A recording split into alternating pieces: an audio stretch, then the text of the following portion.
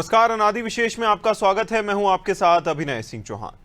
मध्य प्रदेश में जनसुनवाई में एक तरफ जनता की समस्याओं का निराकरण हो रहा है और अब सीएम डॉक्टर मोहन यादव के निर्देश पर जनसुनवाई भी हो रही है, जहां पानी की समस्याओं के समाधान का प्रयास भी किया जा रहा है। इंदौर के घटना के बाद सीएम ने पानी की समस्याओं के निराकरण को प्राथमिकता देने को कहा और समय सीमा भी तय कर दी गई। जहां इस बीच जन सुनवाई के दौरान कुछ लोग अपनी समस्याओं को लेकर विरोध भी दर्ज कराते नजर आए और कई समस्याएं भी सामने आती हैं। क्या इन समस्याओं का भी इतनी ही त्वरित गति से समाधान होगा? इस संदर्भ में जन सुनवाई की क्या स्थिति है, इसका भी जायजा लेंगे। पहले देखिए खास रिपोर्ट।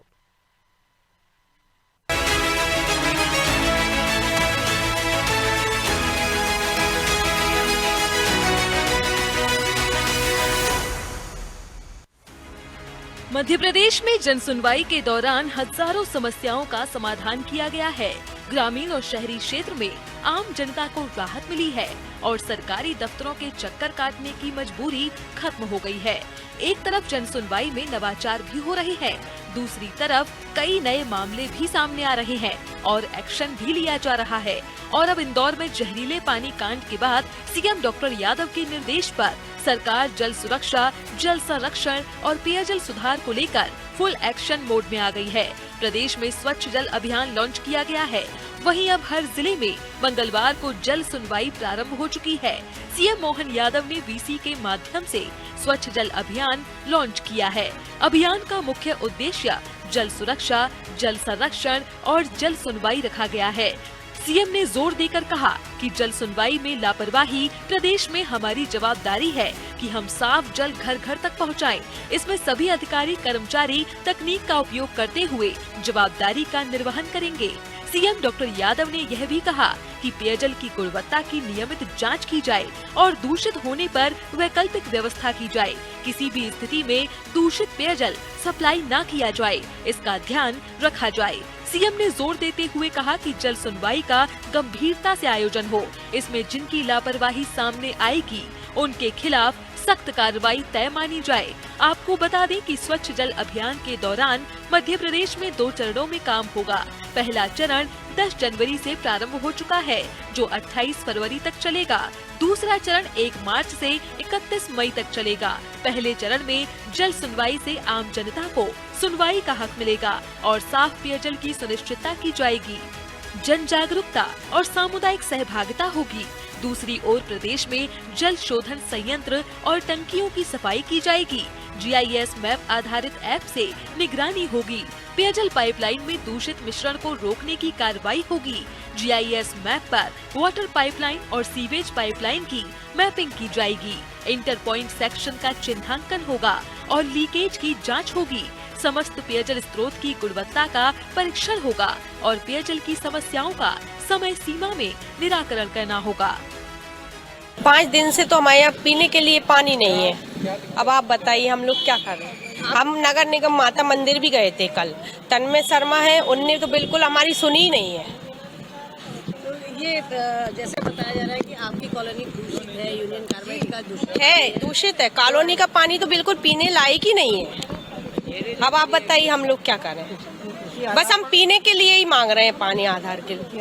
हम लोगों के साथ में काफी अत्याचार नगर निगम भोपाल के द्वारा किया जा रहा है। हम लोग लगातार इनसे कई सालों से मांग कर रहे हैं कि हमको शुद्ध पेयजल मुहैया कराया जाए, शुद्ध पेयजल मुहैया कराया जाए, मगर इनके द्वारा आज दिनांक तक हमको वही मर्क्यूरी और लेड और जो आर्सेनिक पदार्थ होते हैं वो पीने के लिए मजबूर किया जा रहा है इनके द्वारा। और हम लोग इनसे कई सालों से मांग कर रहे हैं परंतु नहीं हुआ।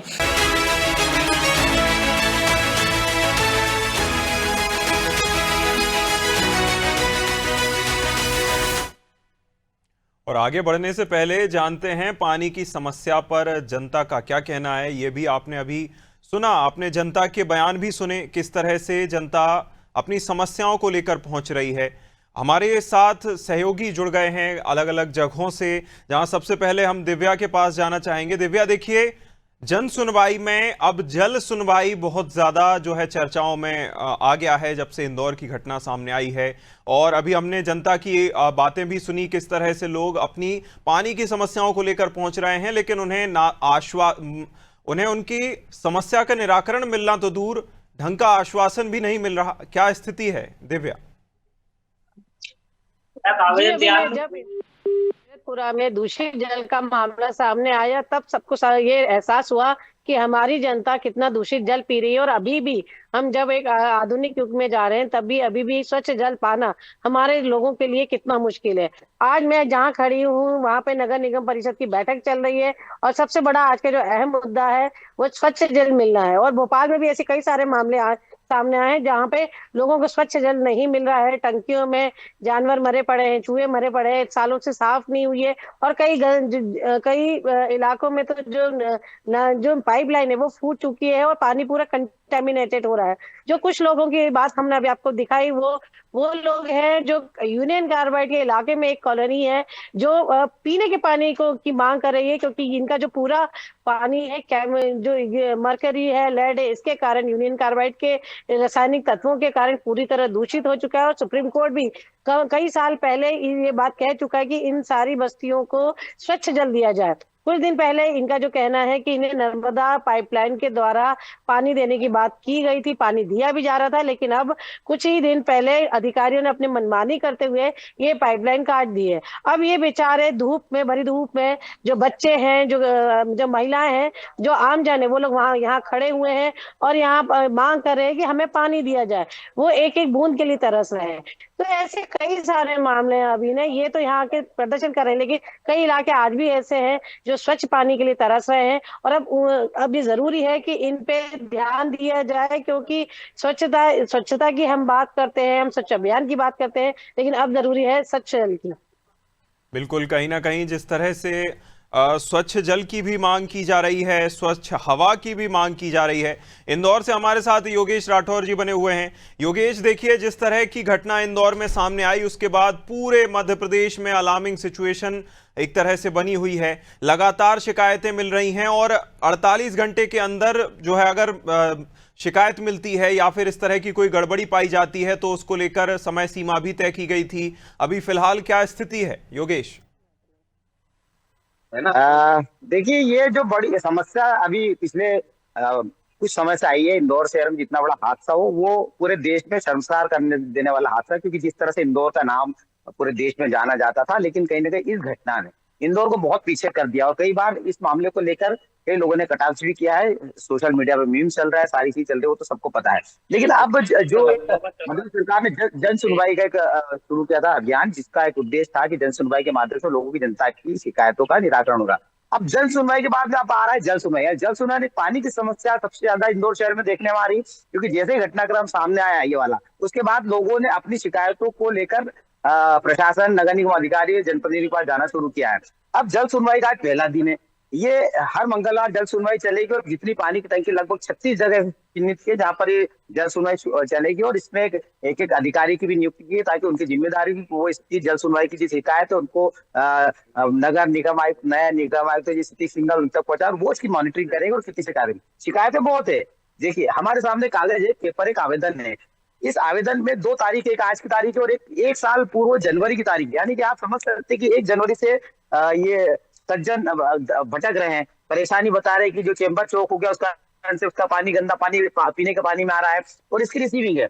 अब ये कैसे दूर होगी, ये तो जनप्रतिनिधियों को सोचना होगा, नगर निगम अधिकारी सोचना, कि हम इनसे जानते हैं कि कब से भटक रहे और क्या समस्या प्रमुख। ये आपकी शिकायत देने की, देखिए 1 साल पहले की शिकायत भी दी, कितनी बार आप गए हैं जनप्रतिनिधि के पास और नगर निगम अधिकारी के पास? मैं तो उसकी कई बार शिकायत कर चुका हूँ। अभी राजीव भाई से 2 रोज पहले मेरी बात हुई थी, उन्होंने कहा, बोले इसको दिखवाते हैं। वो क्या है, एक्चुअली देखा जाए तो पूरे चेंबर कई सालों से पुरानी ड्रेनेज लाइन डली हुई है और आए दिन वो चौक हो जाती है और उसके चौक होने की वजह से नलों में गंदा पानी आता है, बोरिंग में पूरा गंदा पानी आता है, दूषित पानी आता है, पूरा काला पानी। हमने कई बार इसकी शिकायत करी है, अभी तक इसका कोई समाधान या कोई सुनवाई नहीं हो। फिर ये जन सुनवाई चालू हुई, इसके बाद फिर मैं आवेदन लेके आया हूँ। ये आवेदन मेरे पास में, एक आवेदन मेरा पूरा है, पूरा रहवासी संघ का जो हमारा था, सबकी साइन और नंबर के द्वारा हमें दिया गया था। ये 17/1/2025 को दिया था। इसका समाधान अभी तक नहीं हुआ। तो जन सुनवाई में दूसरा आवेदन देने का आया हूँ। तो क्या उम्मीद लग रही है कि ये जल सुनवाई से आपकी ये समस्या दूर होगी कि नहीं, वैसे डरना चलेगा जैसे चलता है अधिकारियों का और विभागों का? सर उम्मीद तो हमें रहती है कि इसका समाधान हो कुछ ना कुछ। अब देखते क्या होता है, ये हम तो कर नहीं सकते, करेंगे अधिकारी और हमारे पार्षद महोदय जो हैं। पानी की शिकायतें है, आप मानते हो? बिल्कुल है सर, समस्या आपके सामने आ रही है सर। सुनवाई तो सभी लोग करते हैं, बाकी उसका निराकरण होता नहीं है। ये वार्ड तो ऐसा है, बहुत पॉश एरिया माना जाता है, तिलक नगर, बड़े धनाढ़ लोग रहते हैं, जैन फैमिली रहती है, परिवार रहते हैं, तो भी क्या गंदा पानी पी रहे लोग? बिल्कुल सर, आ ही रहा है, मैं आपके सामने आवेदन लेके आया हूँ सर, कई बार शिकायत करी मैंने। आपका नाम क्या है? आप भी कुछ शिकायत लेकर आया? मैंने आपसे बातचीत की, आपने बोला कि पानी की शिकायत है। अब तक कहाँ थे आप? अभी तक हम लोग सब जगह हमने आवेदन दिए, हमने 311 ऐप पे भी डाला, सब जगह डाला, सुनवाई भी हुई, निराकरण, लेकिन परमानेंट सॉल्यूशन नहीं मिल पा रहा है, टेम्पररी हो जाता है। पर सफाई, ड्रेनेज की सफाई करना और लाइनें 30-30 साल, क्योंकि जैसा आपने कहा पुराना एरिया है, तो 30 से 40 साल पुरानी लाइनें हैं जो कि अब सड़ चुकी हैं। प्लस जो प्राइवेट ठेके होते हैं वो जगह जगह खुदाई कर देते हैं, उसमें क्या होता है कि लाइनें डैमेज हो जाती है और उनको देखते नहीं है और वापस भर देते हैं। इस वजह से फिर ड्रेनेज का मतलब, पहले तो क्या था, सिर्फ बारिश में मैला पानी ही आता था तो वो चला सकते हैं, लेकिन अब ड्रेनेज के पानी और थोड़े कण भी आने लग गए। ये तो वो हादसे के बाद में, भगीरथपुरा हादसे के बाद, पानी के हादसे के बाद आप कितना पानी को उपयोग कर रहे हैं, या क्या ऐसा लगता है कि नहीं, आपको डर है अभी भी? नहीं भाई साहब, अब डर तो बहुत ज्यादा हो गया है। और मैं व्यक्तिगत रूप से बताऊं, हमारे यहाँ तो बोरिंग नहीं है, यहाँ पे जिनके यहाँ पैसे वाले बोरिंग है वो तो यूज कर रहे हैं। हम जैसे जो है, मैं बिस्लेरी का पानी और ये सब खरीद करके हम लोग घर के लोग जो है वो पी रहे हैं, और इस्तेमाल करने के लिए अब टैंकर कितने बुलवाए, कितना क्या करे, तो बहुत मुश्किल है। देखिए, एक धनाढ़ परिवार, एक मिडिल क्लास अच्छी फैमिली जो पानी का जो खर्चा उठा सकती, टैंकर बुलवा सकती, लेकिन ये परिवार बेचारे डरे हुए हैं, यानी कि अभी भी उनको ये लग रहा है कि हमारी जान है तो जहां नाली किसी मध्यम वर्ग क्लास है, खर्चा ज्यादा नहीं करते, फिर भी बिस्लरी का पानी पीने के लिए मजबूर है। और ये जो समस्या है, ये समस्या इंदौर में आने के बाद पूरे मध्य प्रदेश में हाहाकार मचा है, सब जगह डर है। हमारे साथी बताएंगे किस तरह से उनके मन में भी डर है और आम जनता के मन में भी डर है। बिल्कुल योगेश, देखिए डर तो लाजमी ही है, क्योंकि आप अगर बोरिंग करवाएंगे तो बोरिंग की अनुमति नहीं है, बोरिंग अलाउड नहीं है, और शिकायत आप करने जाएंगे तो जैसा बताया, आपके साथ जो मौजूद हैं उन्होंने बताया कि 1 साल से हम शिकायत कर रहे हैं, शिकायत हमारी दर्ज नहीं हो रही या फिर उस पर सुनवाई नहीं हो रही, तो यह गंभीरता को बताता है अधिकारियों की कि उनके कान पर कितना जू रेंग रहा है या फिर उन्हें फर्क भी नहीं पड़ रहा उनकी शिकायतों से। तो यह तो बताता ही है और डर लाजमी भी है। लेकिन यह भी बड़ा सवाल है कि आखिर क्या इस तरह से जो है कान बंद करके अधिकारी बैठ जाते हैं, तो क्या टैंकर वाले या फिर जो बोरिंग वाले या फिर जो आरओ वाले हैं उनको फायदा पहुंचाने के लिए इस तरह की घटनाएं की जाती हैं ताकि उन लोगों को फायदा भी पहुंचाया जा सके? यह भी बड़ा सवाल है। हम अपने दूसरे सहयोगी के पास जाना चाहेंगे। सोमनाथ, किस तरह की शिकायतें मिल रही हैं? क्योंकि आज का पूरा सेगमेंट जल सुनवाई पर ही है, तो क्या जो है पानी की शिकायतें भी सामने आ रही हैं? किस तरह की शिकायतें हैं और समाधान किस स्तर का है? सोमनाथ, देखिए, बता दें कि इंदौर की घटना के बाद जबलपुर में भी कांग्रेस पार्षद दल और जो कांग्रेस है वो सक्रिय हो गई है, और जहां भी नालों के बीच से पाइपलाइन जारी है उसके लिए सक्रिय हो गई है, और आम जनता के लिए टोल फ्री नंबर एक शुरू किया गया, और नंबर से जो लोग भी शिकायत कर रहे हैं उसको लेकर कांग्रेस द्वारा ये अभियान चलाया जा रहा है। तो लगातार आप देखने में आ रहा है कि एक से एक जो पाइपलाइन है, बीच नाले गंदगी के बीच से पाइपलाइन जारी है, जिसकी शिकायत अब लोगों द्वारा सुनवाई में की जा रही है। तो लगातार कलेक्ट्रेट में भी शिकायत आ रही है और नगर निगम में भी शिकायत की जा रही है कि पाइपलाइन जो आई है, मुख्य पाइपलाइन है, वो नालों के बीच से और बीच में कुछ फूटी हुई भी है, जिससे रिसाव हो रहा है पानी। रिसाव होने की वजह से जब नाला ओवरफ्लो होता है तो जब पाइपलाइन की सप्लाई बंद हो जाती है तो उसका पानी पाइपलाइन के अंदर चला जाता है, और पाइपलाइन जब फिर पानी जाता है तो वो घरों में जाता है। तो इस तरह की और टंकियों की सफाई भी नगर निगम द्वारा अब शुरू कर दी गई है, जो कि अभी तक हो रही थी, अब उसके बाद जाग गया है प्रशासन।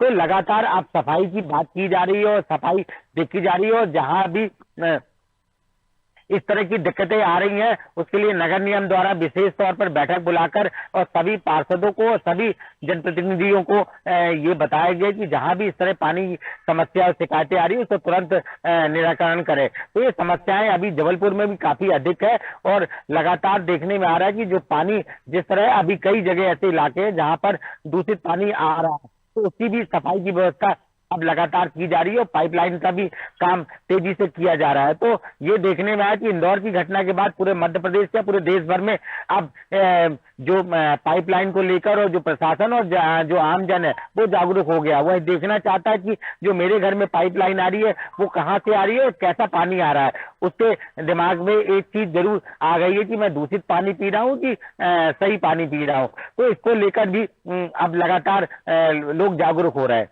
जी बिल्कुल, जागरूक तो होना ही चाहिए, लेकिन सोमनाथ बड़ी बात यह है कि अधिकारियों को ऐसी चीजों के लिए, ऐसे जो विषयों पर है उन्हें जगाना पड़ता है जो सतत चलने वाली प्रक्रियाएं, यानी कि उनमें चेक होता रहना चाहिए, कोई गड़बड़ी तो नहीं है मेंटेनेंस में, यही तो देखा जाता है। अगर वही नहीं देखा जाएगा और इसमें भी अगर जगाने की भी कोशिश की जा रही है तो अपने आप में बताता है कि प्रशासन कितना गंभीर है। संजय के पास चलना चाहेंगे। संजय, किस तरह की समस्याएं जनसुनवाई में देखी जा रही हैं और समाधान की क्या गति? जी अभिषेक, मैं बता दूं कि पिछले कई मंगलवारों से हम देख रहे हैं कि लगभग यहाँ पर जो है वो आवेदकों की संख्या जो बनी हुई है वो उतनी ही है, और यहाँ पर जनसुनवाई में किसी प्रकार का कोई जो है निराकरण जनसुनवाई में आवेदकों पर नहीं किया जा रहा है। और लगातार यहाँ पर जो भीड़ है वो हमारे देखी जा रही है, आवेदकों की संख्या लगातार यहाँ पर बढ़ती जा रही है और जनसुनवाई में जो भी आवेदक आ रहा है वो निराश होकर के ही जा रहा है। ये जो लचर व्यवस्था यहाँ पर देखी जा रही है, कलेक्टर के द्वारा लगातार जो नीचे बैठे अधिकारी हैं उनको फटकार लगाई जाती है, और जो समीक्षा बैठक जो होती है उसमें भी कमिश्नर और कलेक्टर के द्वारा नीचे बैठे जो पटवारी है, तहसीलदार है, एसडीएम है, सिटिंग मजिस्ट्रेट है, उनको लगातार ये कहा जाता है कि जो जनसुनवाई में जो आवेदन आते हैं उनका शीघ्र से शीघ्र निराकरण किया जाए। लेकिन ऐसा यहाँ पर जो देखने को मिल रहा है उससे यह मालूम होता है कि यह जो मंच जो बनाया गया था जनसुनवाई का, जिससे कि लोगों को ऐसा लग रहा था कि जनसुनवाई में आवेदन देकर के उनकी समस्याओं का निराकरण किया जाएगा, लेकिन वो देखने को मिल रहा है कि कहीं ना कहीं यह व्यवस्था ठीक नहीं पाई जा रही है। और जो नीचे बैठे जो पटवारी है, तहसीलदार है, उनको लेकर जो सबसे अधिक आवेदन उन्हीं से संबंधित आते हैं और यहाँ पर उनकी सुनवाई नहीं हो पाती। अभी एक आवेदक हमारे साथ खड़े हुए, हम जानना चाहेंगे इनकी क्या शिकायत लेकर यहाँ पर आए। क्या नाम है? जगदीश चौहान। कहाँ से आए हो और किस चीज की शिकायत लेकर आए हो? होशंगाबाद बंगाली कॉलोनी में थाने 4 बार जा चुके, कोई सुनवाई नहीं है। इवन ने कहा जहाँ थाने चल जाओ, बात थाने चल जाओ। मैडम को हाथ जोड़ के समझा दिया कि मैडम अपने होशंगाबाद थाने का है ये, वो कहीं साजन जाइए। साजन से हम 4 महीने से घूम रहे हैं, अभी तक कोई सुनवाई। क्या मामला है? मेरी ठेकेदार पेंटिंग ले गया था ठेकेदार से 15,000 रुपये महीने के हिसाब से, तो अभी तक वो उसका फरार भाग गया है। वो पेंटिंग ने बोला ढूंढ लो, तो हमने ढूंढ के पकड़ा गई। बमोरी गांव में है, लगी हुई है ठेकेदार के घर में। पुलिस प्रशासन क्या बोल रहा है इस पर? वो कह रहे हमारा कोई काम नहीं है बोले थे। जी अभिषेक, मैं बता दूं कि ऐसे ही कई मामले जैसे कि पुलिस प्रशासन से संबंधित है, अवैध अतिक्रमण को हटाने को लेकर के है, या नफ्ती नहीं होना है, जमीन से संबंधित है, कब्जे को हटा करके लेकर, तो कहीं ना कहीं ये देखने को मिल रहा है कि अधिकारी है, पुलिस प्रशासन है, पटवारी है, तहसीलदार है, इनके द्वारा कहीं ना कहीं ये लापरवाही देखने को मिल रही है, जिससे आम नागरिक यहाँ पर परेशानी का सामना करना पड़ रहा है। बिल्कुल, कहीं ना कहीं परेशानी बढ़ी हुई है इलाके में। योगेश के पास फिर वापस लौटना चाहेंगे। योगेश, देखिए, चूंकि अब इंदौर एक मेट्रो सिटी भी बन चुकी है, तो जो डेवलपमेंट ऐसी सिटीज का होता है वो थोड़ा सा सोच समझ के होता है, प्लानिंग के साथ होता है।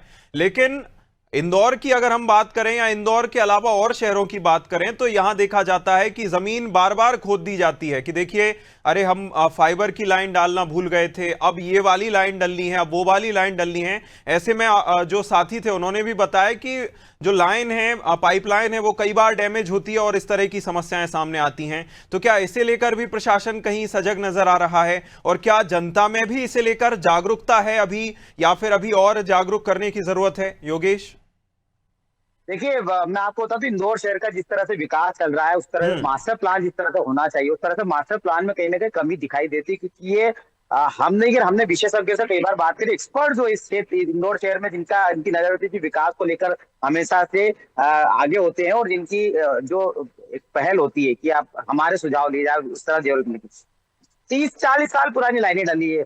कई सालों पुरानी लाइनों का ये नहीं देखा गया कि वो सीवरेज की लाइन जो है वो पानी से तो नहीं मिल रही है, या जो कंस्ट्रक्शन कंपनियां जो काम कर रही है वो उस काम के बाद जो इस लाइन को डैमेज करके तो नहीं जा रही है, उसका भराव बराबर तो नहीं किया। इंदौर शहर में आपको पूरे शहर में कहीं भी अवंतिका गैस लाइन अगर काम करे तो वो खुदाई कर देगी, एयरटेल काम करे तो वो कर देगी, एमपी भी अगर कर रही तो खुदाई करके उसको हल्का सा भराव करके देती। लेकिन उसकी जो मॉनिटरिंग करने के जो अधिकारी होते, नगर निगम के होते या जिला प्रशासन से जिनको भी नियुक्त किया था, वो उसकी मॉनिटरिंग प्रॉपर नहीं करते। इस कारण बार बार लाइनें लीकेज होती है, और लीकेज आप किसी चीज को तोड़ दोगे और उसको जोड़ोगे तो वो उतना परफेक्ट काम नहीं करता है कि जो एक जो नई पाइपलाइन का काम होता है। तो ये बार बार की दुरुस्ती का काम देख रहा है। जो सबसे बड़ी समस्या आती नगर निगम के अधिकारियों की थी, मेरे साथ सब इंजीनियर है यहाँ पर, और ये जो है इस जोन के जिम्मेदार है, ये अगर किसी भी तरह के वार्ड के इस वार्ड के जिम्मेदार है। हम इनसे बात करते हैं कि क्या समस्या आती है और क्यों इनका निराकरण लोगों का हो नहीं पाता। आज आपको नियुक्त किया गया, सब इंजीनियर है, कैसे सचिन जी देखते हैं कि आप लोगों की समस्याओं का निराकरण कैसे किया जाए? अगर जल सुनवाई के माध्यम से जल सुनवाई कराना पड़ा तो फिर लोगों की समस्या हम क्यों नहीं दूर कर पा रहे? शिकायतें आती है, शिकायतों पर काम भी किया जाता है। कभी कभार कुछ शिकायतों में समय लग जाता है, और कभी कभार कुछ काम बड़े स्तर के होते हैं तो उसमें थोड़ा और समय लग सकता है। जैसे जो गंदे पानी की जो शिकायतें हैं, जो पुरानी लाइन है, तो उसको चेंज करने का प्रस्ताव हमने भेज दिया ऑलरेडी। और लोग तो पानी पी के मर रहे हैं ना। नहीं, उसके लिए आपकी जिम्मेदारी, आप इस वार्ड में हो तो आपकी जिम्मेदारी, आपकी ड्यूटी थी कि लोगों की शिकायतें दूर हो, लेकिन फिर भी शिकायतें, उन लोग गंदा पानी पी रहे, ड्रेनेज का पानी आ रहा है, सफाई नहीं हो रही। नहीं, ड्रेनेज से सफाई भी हम कोऑर्डिनेशन ड्रेनेज टीम के साथ करवाते हैं और पानी साफ भी होता है। बट कुछ समय बाद में फिर से ऐसी समस्या आती है, ड्रेनेज चौक हो जाती है, किसी कारण से गंदा आता है, तो हम पीट लगवाते हैं, वहाँ पे काम करवाते हैं। आप क्या मानते हैं इस चीज को कि जो ये पाइपलाइन पुरानी हो चुकी है, इसको बदलने की जरूरत है, या कोई और टेक्निकल फॉल्ट आ रहा है, या जैसे मैंने बताया कंस्ट्रक्शन कंपनियों की में कहीं ना कहीं कमी होती है? लाइनें चेंज करने की भी जरूरत है, और भी कई फॉल्ट होते हैं, जैसे कंस्ट्रक्शन कंपनी से आप बता रहे हैं, वो लोग काम करते हैं, काम के दौरान कोई डैमेज हो जाता है, अंडरग्राउंड रहता है, वो हमको भी पता नहीं पड़ता, हमारे नॉलेज में रहता है, तो गंदा पानी सर्व होता है, फिर हम ट्रेस करते हैं उसको, वो ट्रेस करके पहुंचते हैं, और फिर जब हम ट्रेस कर लेते हैं तो उसको रिपेयर करके फिर रिपेयर काम थोड़ा मुश्किल होता है, रिपेयर इतना टिक नहीं पाता है। नहीं, एक्चुअल में जो पुरानी लाइनें हैं उनमें रिपेयर का तरीका अलग होता है, और जो नई लाइन है मटेरियल के हिसाब से डिपेंड करता है, उसमें रिपेयर का तरीका अलग होता है। उसमें पुरानी लाइनें जो है उसमें डीजल वगैरह लगाते हैं, नई लाइन एसडीपी लाइन में हम फ्यूजन वगैरह करते हैं, तो उसको प्रॉपर तरीके से करते हैं। और योगेश, मेंटेनेंस को लेकर भी सवाल पूछेगा, योगेश मेंटेनेंस को लेकर भी सवाल पूछेगा कि मेंटेनेंस क्यों इतना जो है लचर तरह का रहता है। चूंकि आप लाइन डाल दीजिए, कुछ भी कर दीजिए, अगर आप उसको मेंटेन नहीं करेंगे और इसी तरह आप उसको ढुलमुल तरीके से जो है डाले रहेंगे, तो फिर तो कोई भी चीज खराब हो सकती है। सचिन जी देखिए, मेरा सवाल एक बार वापस से वही आपसे लूंगा कि हम लोग जो लाइन हमारी डली है, नहीं हो पुरानी हो, उनका मेंटेनेंस नहीं कर पाते। मेंटेनेंस का मतलब कि अगर कंस्ट्रक्शन कंपनी ने कोई काम किया तो उसको चेक करना, मेंटेनेंस का मतलब होता है कि ड्रेनेज की लाइन शो करी तो उसको मेंटेन करना। लगातार हम प्रॉपर तरीके से हर प्रक्रिया को लगातार क्यों नहीं करते? जब कोई समस्या आती तभी हम क्यों उसमें भिड़ते हैं? एक्चुअल में कभी कभार कुछ चीजें हमको खुद भी फील्ड पे रहकर समझ में आती है कि ड्रेनेज चौक हो गई है, या फिर कुछ गंदा पानी चल रहा है जो हम सप्लाई में देखते हैं, तो कभी कभार लोगों के माध्यम से भी 311 ऐप पे या फिर सीएम के माध्यम से, तो हर तरीका होता है। हम खुद भी उस चीज को जब हम देखते हैं तो एड्रेस करते हैं, काम करवाते हैं, या लोगों के माध्यम से शिकायत है तब भी हम उस शिकायत के आधार पे मौका चेक करवा के काम करवाते हैं। चीज को आप मानते हैं कि मेंटेनेंस की कमी भी ये बहुत बड़ा कारण होती है? हाँ, मेंटेनेंस कभी कभार साधन संसाधन की समस्या होती है, लेकिन हम कोशिश करते हैं जल्दी जल्दी समस्या का निराकरण हो सके, मिल सके। देखिए, आपने सुना कि हाँ कमी है, मेंटेनेंस खुद भी मान रहा है, सब इंजीनियर उन्होंने माना है कि इस तरह की कमी के कारण से समस्या आती, तो समस्याओं का निराकरण करना होगा। अब अधिकारियों को वाकई में सजग होना पड़ेगा, जनप्रतिनिधियों को अपने वोट का जो है वो लोगों का रिफंड करना पड़ेगा, रिटर्न करना पड़ेगा, हमारा वोट कितना कीमती था लोगों का, हमको कैसे। बिल्कुल, कहीं ना कहीं मेंटेनेंस और देखिए गड़बड़ियां हैं, और ये कोई छुपी हुई बात नहीं है कि गड़बड़ियां हैं, सबको सामने नजर आ रही हैं, चाहे वह जमीन के नीचे ही दबी हों। और अधिकारियों को जाकर ये देखना भी जरूरी है कि क्या समस्याएं, उनके समाधान अगर समय से हो जाएं तो जनता को इस तरह अपनी जान ना गंवानी पड़े। आप तीनों ही सहयोगियों का जुड़ने के लिए बहुत शुक्रिया। योगेश बहुत शुक्रिया, सोमनाथ बहुत शुक्रिया, संजय जुड़ने के लिए बहुत शुक्रिया। जिस तरह की समस्याएं आ रही हैं उनके समाधान हो तो रहे हैं, लेकिन उस गति से नहीं हो रहे जिस गति से समस्याएं नया जन्म ले रही हैं। देखना होगा आगे किस तरह जनसुनवाई जारी रहती है। इस खास कार्यक्रम में इतना ही। आप देखते रहिए अनादि टीवी। नमस्कार।